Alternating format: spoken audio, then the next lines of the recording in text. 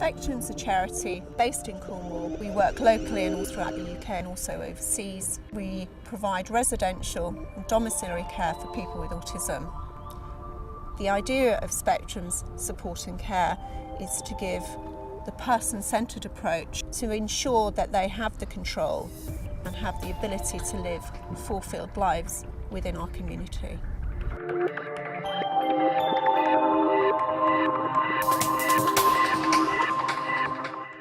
The art project is something that we've been running now here on the Art Arc for the past 6 years. I think what we'll do today is carry on with that work you were doing the other week.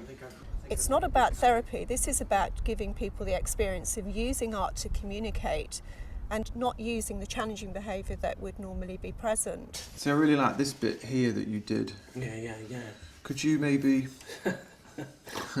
if I draw around this section here? We've had tremendous success with individuals really embracing the workshops. They want to be here, they want to work.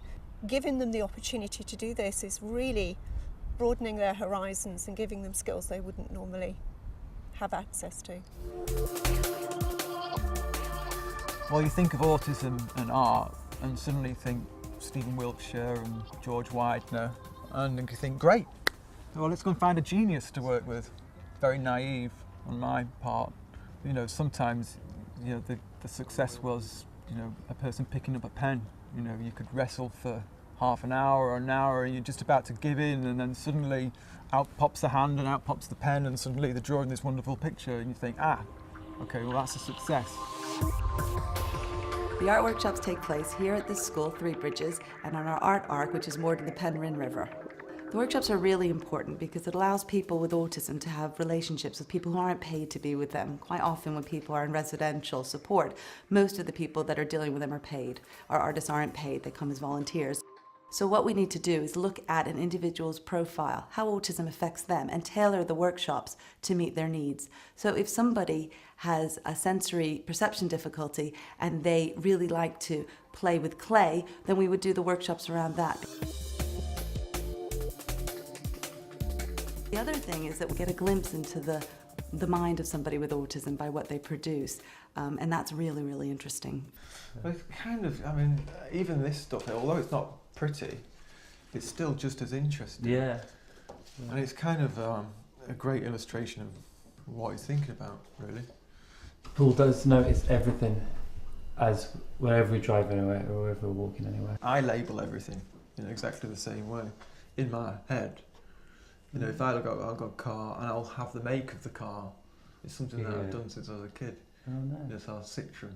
People with autism have something called weak central coherence, which means that they see the finer details of things rather than the whole picture. We also have discussed with the artists that have worked with us, and they also see the finer detail of things. So there's quite a bit in common between the artist and the individual with autism. So this is the kind of stuff that he's been doing, or we've been doing actually. But they're all PJ's marks, they're not my marks. The work me and PJ do is a kind of a collaboration. I have felt like we've both been learning to draw with our left hand or something, because the work is a sum total of something that neither of us would do in our own work. Completely different.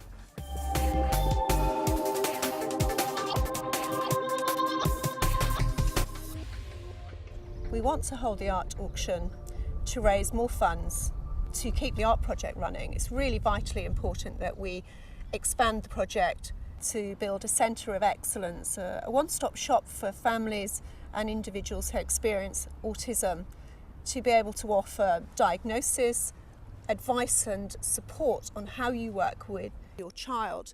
That for Spectrum and for me would be utopia.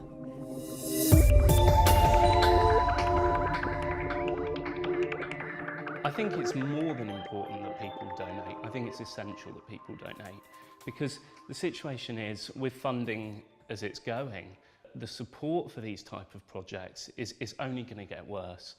Spectrum have really locked onto something that is obviously working, and it seems to me that the art is an outlet that people absolutely need. If I can donate a piece of work and it makes a difference, then that's got to be a fantastic thing.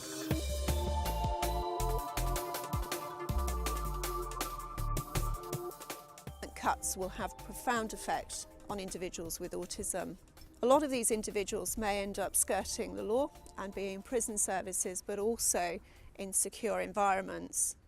The cost of these secure environments and prison environments far outweigh the cost of good, effective care. Well, we had a chap that made great progress, but then they started slowly cutting his funding, and I was trying to keep him out of trouble. And I felt I was making great headway with that, and then of course his funding finished. We had to say goodbye to him, and we got into a bit of trouble, and now he's in prison.